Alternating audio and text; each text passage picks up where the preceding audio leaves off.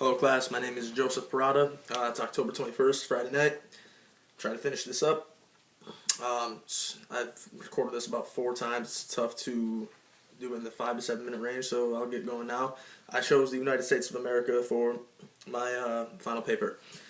I began by talking about the culture of the United States and what culture actually means. And culture is a very broad term, obviously, but according to the reading, which we did probably the first or second week of class, right here, it says that we read Understanding Intercultural Communications, an introduction and overview.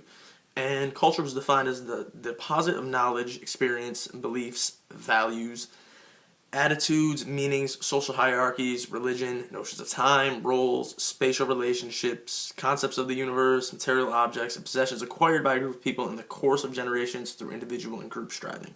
So that's a very broad term, very broad definition, but like I said, culture is basically throughout this world there are tons of cultures. I mean, it's tough to sum up culture into one definition because each culture differs so much.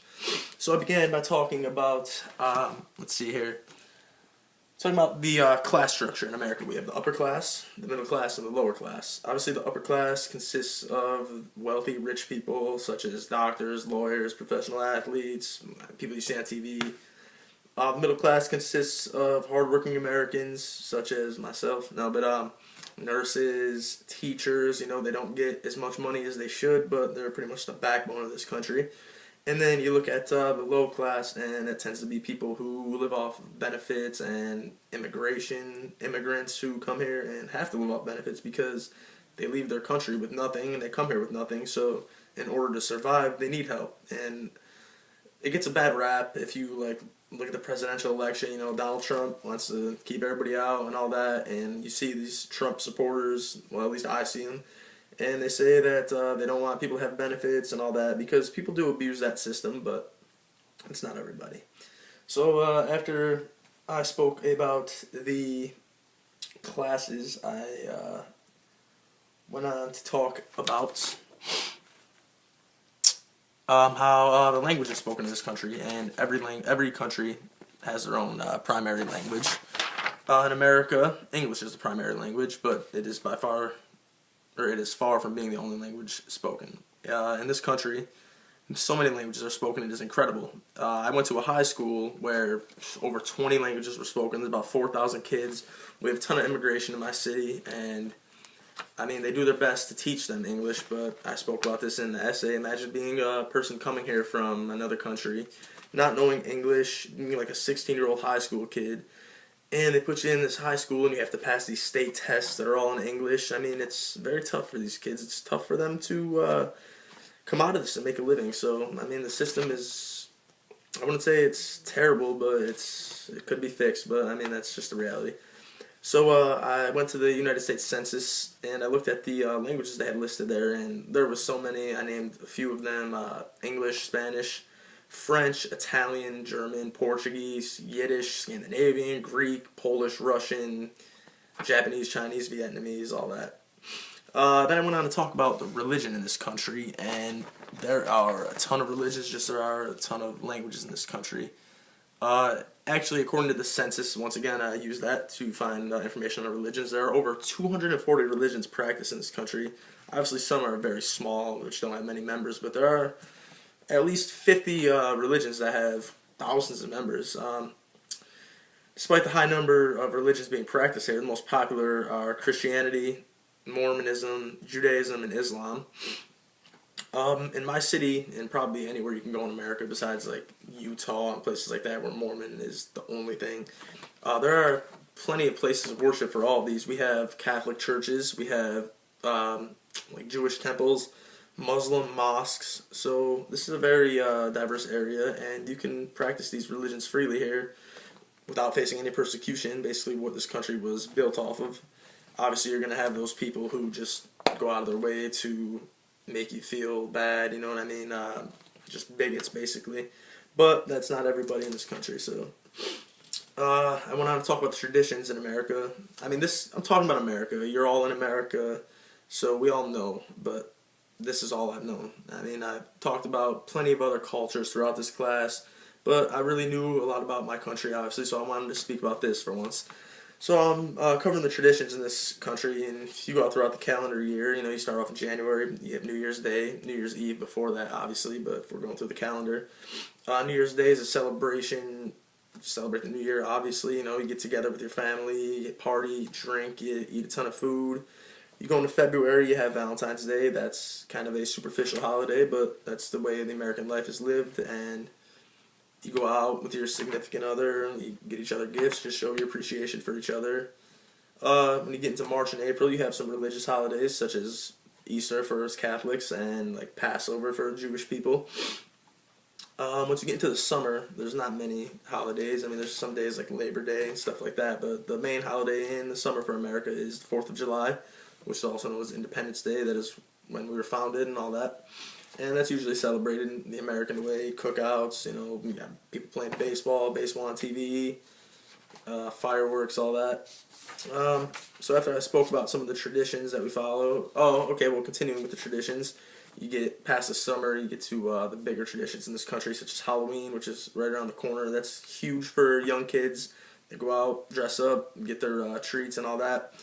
Then you get to Thanksgiving, which is supposed to be a celebration. I mean, when we were younger, we were taught that it was the Pilgrims and Indians coming together and sharing, celebrating.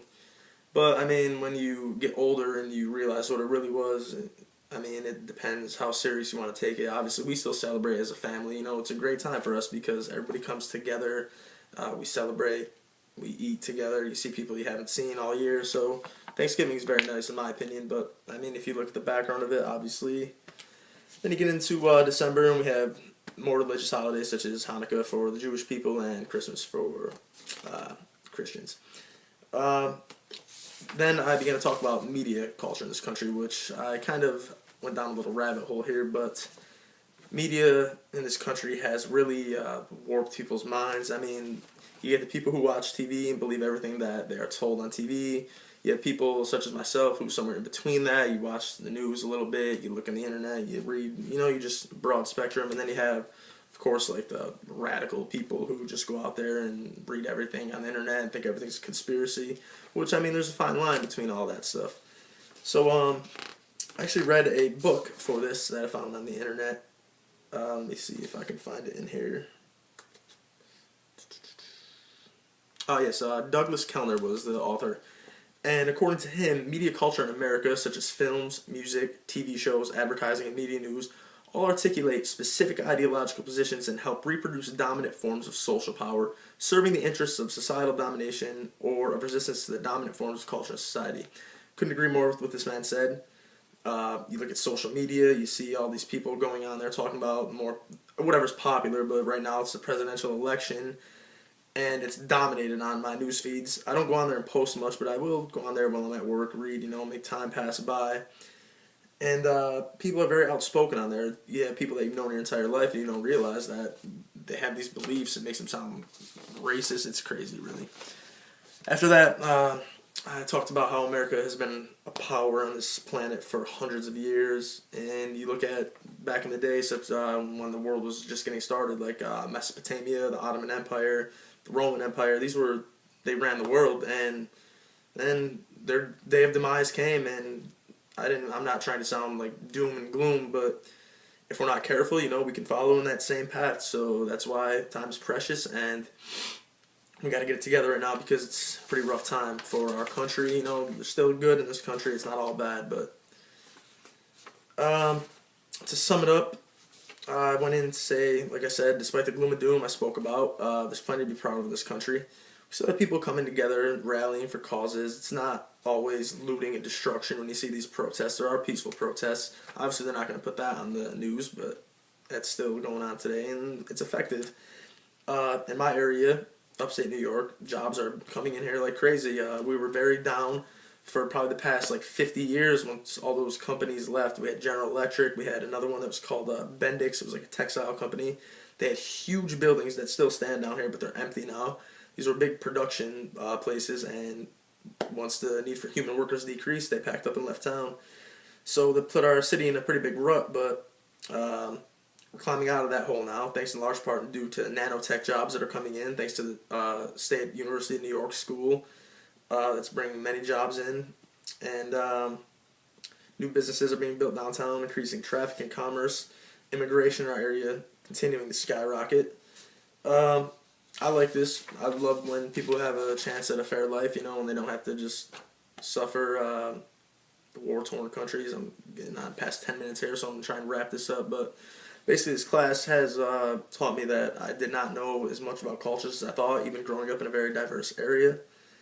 Um, I thank you for showing me this. I look at people in a completely different light now. You see their struggles, you read about their traditions and values, and it was just great to learn about. And I'm going to continue to research this stuff because as the world is becoming more globalized, we're all coming together as one. All businesses are overseas and here. Everything's coming together. So it's good to broaden your horizons and know that you have to be accepting of other cultures. You can't just dislike somebody because of the color of their skin. It's not 1920 anymore. It's not the way of the world. If you want to be successful in this world, you have to reach out. You have to make connections. And Lynn University is great for that because there's so many different cultures there. And just reading people in this class, you see a ton of different cultures even in this class. So thank you, Professor. Sorry for making this 12 minutes, but I appreciate you helping me out in this class. And have a good night. Thank you.